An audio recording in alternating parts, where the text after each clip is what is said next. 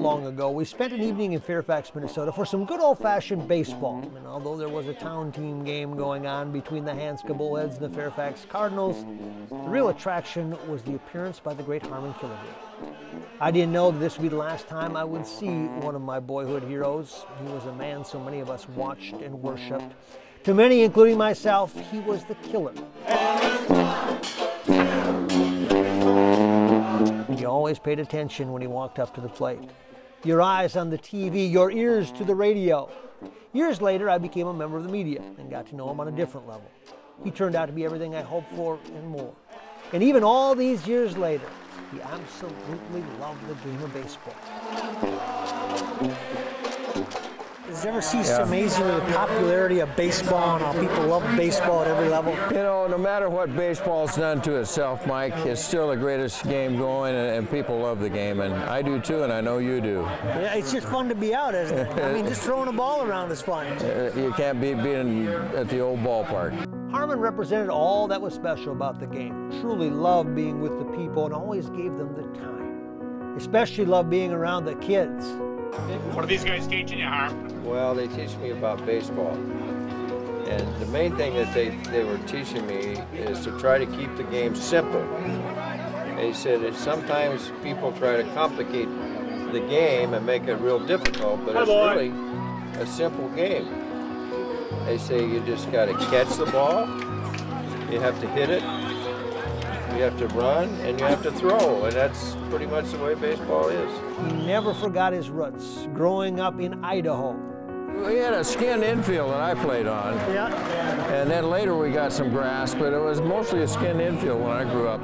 You never know when the last time is you will see someone. With Harmon, it was the perfect Field of Dreams evening in the tiny town of Fairfax, Minnesota, on this perfect night to play Harmon's game.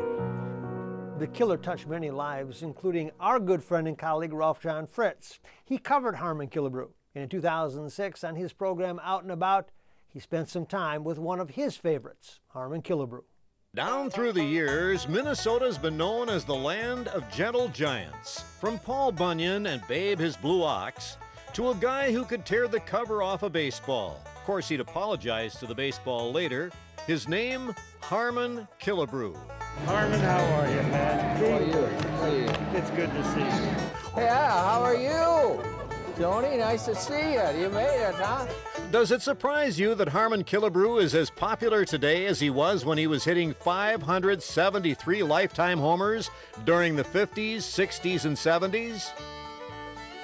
It really is amazing sometimes, and sometimes I'm so surprised because I have people, I had people come up to me and they say, I saw you play when I was a kid, and then it was my father saw you play, and now I'm actually getting my grandfather saw you play. So I told him when it gets to be great-grandfather, I'm out of here. The killer is still hitting homers for the fans today.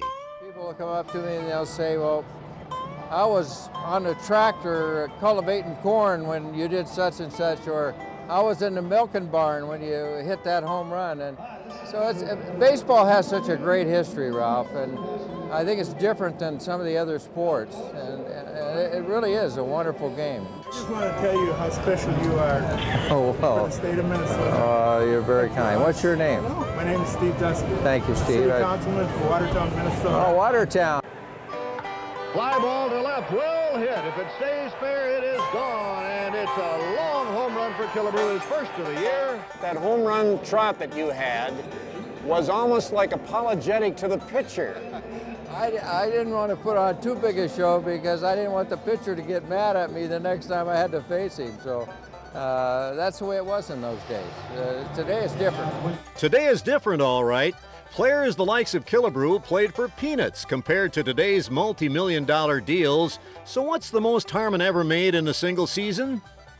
$120,000, but in order to make that kind of money, I only did it that 1 year, was I had to lead both leagues in home runs and RBIs and win the MVP award that year.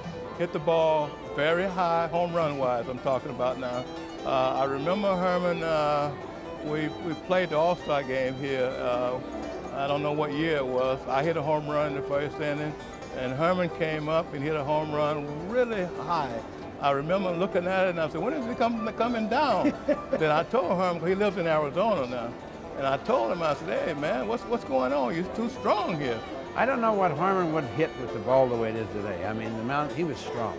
Yeah. And playing in Bloomington with that prevailing wind to left field, if they played in that park today, I believe Harmon would have set a few more records. Killebrew will, of course, forever live in Minnesota Twins baseball fans' hearts. He was 74 years old when he passed. Special thanks to R.J. Fritz for allowing us to look back at the life of Harmon Killebrew. Life to the Max is brought to you by Life Touch, photography for a lifetime.